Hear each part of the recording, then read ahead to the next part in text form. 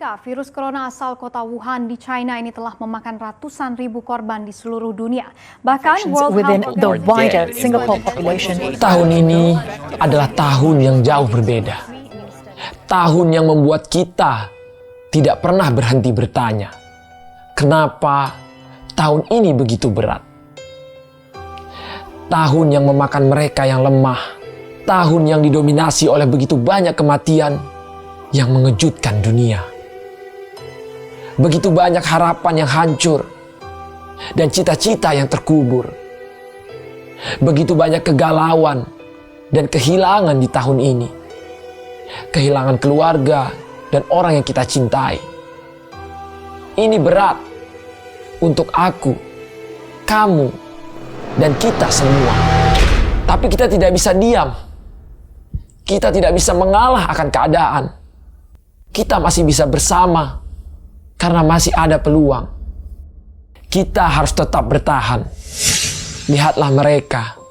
Seorang ibu yang rela berkorban menjadi sopir travel lintas Sumatera demi periuk nasi anak-anaknya. Seorang pemuda modal meminjam alat kepada teman-temannya, berhasil menunjukkan karyanya dan membanggakan keluarga di tengah pandemi ini. Seorang ayah yang bisnisnya hancur karena pandemi dan mencoba berbagai cara untuk bangkit. Dan kini dia menjadi vlogger tempat wisata.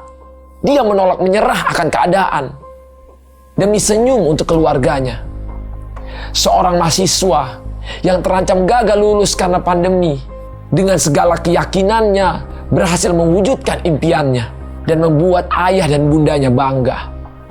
Seorang atlet pencaksilat di daerah. Dia terus berlatih, melawan keterbatasan, bisa berhasil jadi juara di tingkat nasional.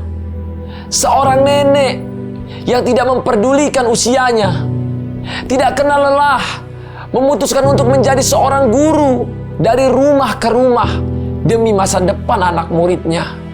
Seorang YouTuber dari negeri jiran yang merasa karirnya akan hancur di tahun ini.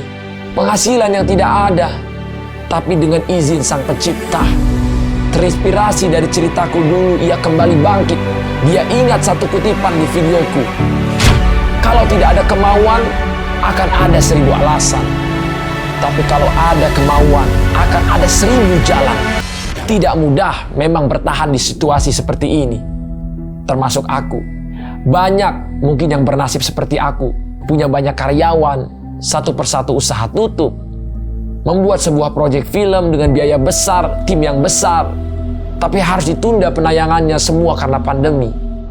Apakah kamu pernah berada di posisi ketika kamu merasa tidak punya kekuatan apapun?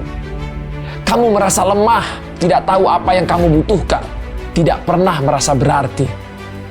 Apa kamu berpikir untuk menyerah? Ya mungkin saja terpikir. Mungkin saja terpikir untuk bilang saya nyerah. Tapi untuk sampai di ujung jalan, kamu harus menghilangkan pikiran itu. Aku berhenti.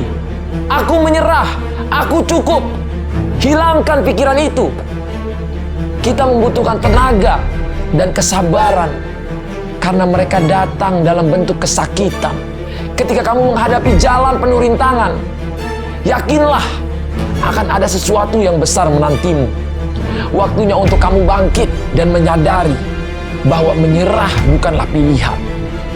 Masih ada cinta jika kita membuka peluang. Berat memang, sangat berat. Tapi yang harus kita yakini, waktu terus berlalu, tidak ada masa lalu yang akan kembali datang. Semua yang pergi selalu memberikan pelajaran. Untuk kalian, untuk kamu yang sudah berbagi bersamaku dan Smart Friend, semoga kamu semua tetap menjadi pejuang untuk keluarga dan orang-orang yang dicintai. Inilah spesial project terakhirku dengan co-kreasi bersama para subscriberku di tahun 2020. Sebarkan semangat positif untuk sesama kita di tahun 2021. Aku Atta Halilintar bersama Smart Friend.